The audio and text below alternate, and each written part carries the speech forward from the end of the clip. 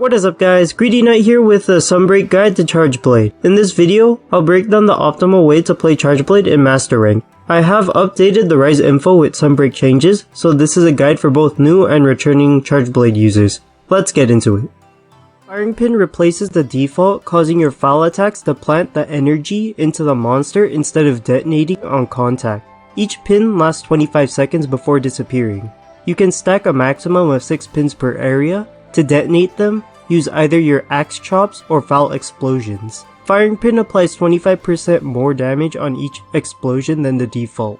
Each explosion recharges your red shield by 10 seconds per pin, recharging a maximum of a minute per hit zone.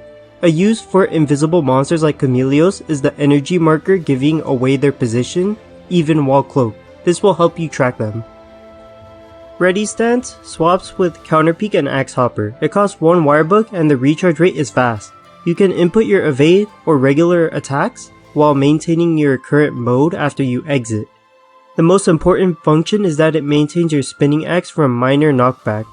Major knockback reverts your Ready Stance into a regular guard, deactivating spinning axe in exchange for regaining your super and foul load inputs. Air Dash swaps with Morphing Advance. It costs 1 wire bug and has a fast recharge rate. This closes the distance of roughly 3 evade lengths with hyper armor. You slingshot upwards while performing a spinning axe friendly double uppercut chop. Afterwards, you can input a regular aerial chop by pressing X or pop a single foul that launches you backwards by pressing A. The chop is omnidirectional but does not spin, while the foul pop can only be changed by a 45-degree angle in either direction. If you overshoot the monster, you will miss the foul pop entirely, so input a chop to turn around. Your guard, guard point, and counter peek all have access to a super after a successful block. The guards can block, roll, or load fouls, while counter peek has a condense slash shortcut. Ready Stance shares the roll with the guards, but it can combo straight into sword or axe mode to stay aggressive. Use your guards to become a walking bulldozer. The best offense is a good defense. You have 6 movement options: your evade, side hop, fade slash, advancing slashes, morphing advance, and the swap evade. These all have differently spaced lengths to position to a specific part with precision. A common trick for positioning grounded supers is to slide back and unload your files. On a side note, morphing advance is your escape button for any carding attacks, like Teastra's Supernova. Keep your ears peeled for your hunter's auto callout for dangerous moves. Aim your bug away from the danger zone. This will save you from carding when timed right.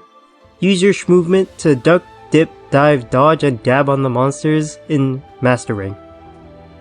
For this playstyle, you focus on spamming the super amped element discharge or the super as your primary source of damage. The basic rhythm is to collect files, convert them into shield, collect files, and then dump them with your super. Toss in some evades, guard points, and element slashes, rinse and repeat until the monster is down.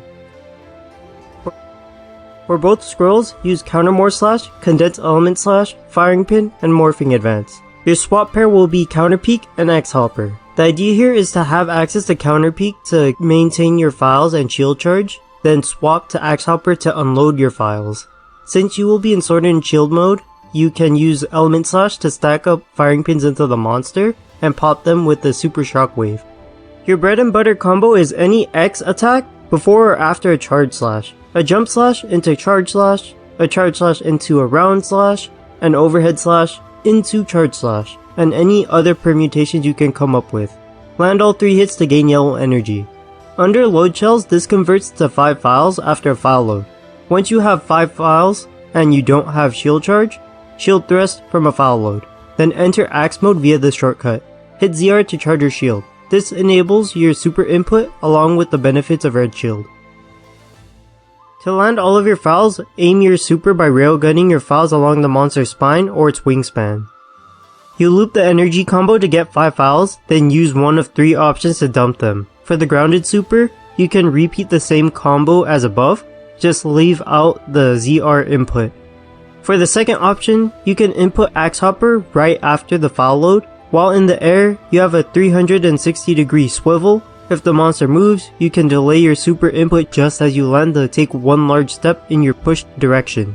Lastly, there are the guard point super shortcuts, serving as your fastest damage options, but only in response to an attack. These will depend on timing, positioning, monster size, and monster aggression. Spinning Axe uses condensed spinning slash as its primary source of damage, turning your axe into a buzzsaw. You will stay in axe mode, only morphing to sword and shield in order to recharge shield or to reactivate spinning axe. Files will auto-generate with a sufficient amount of chops, and each chop gains multi-hits. The basic rhythm is to gain red shield charge, activate spinning slash, then spam double chops, tossing in morphing advances and evades to avoid damage. Rinse and repeat until the monster is down. You will use spinning slash and firing pin on both scrolls. If you have points in rapid morph, run counter morph slash, otherwise run morph slash. Your swap pairs are counter peek with ready stance and morphing advance with air dash. You will use counter peek to load up on files and shortcut into spinning axe, and then use ready stance to double chop the monster with your buzzsaw. Use morphing advance to stay mobile and air dash to rack on riding damage. For your sword and shield combo, you will use charge slash, swap, and follow up with another charge slash. This will earn you red energy to convert into red shield charge. You can input a swap evade in between to reposition. With Dango Shifter, you will also heal up some health. Once you have shield charge, proc your spinning axe using the followed input or the counter peek shortcut. During an opening, swap to the ready stance scroll. When in axe mode, your main source of damage will be ready stance into your idle A input. This will cause you to double chop the monster with a buzzsaw at the cost of a wire bug. You will loop this until you run out of bugs, then use an XA combo to recharge your bugs. Toss in some air dashes to rack on riding damage and morphing advance to reposition. You should always aim for the head using impact file, while targeting parts that cause a trip when broken, when the monster is down from the KO.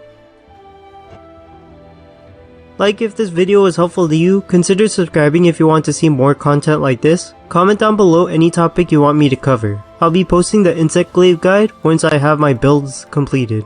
That's all I have for this one. Greedy Knight, signing out.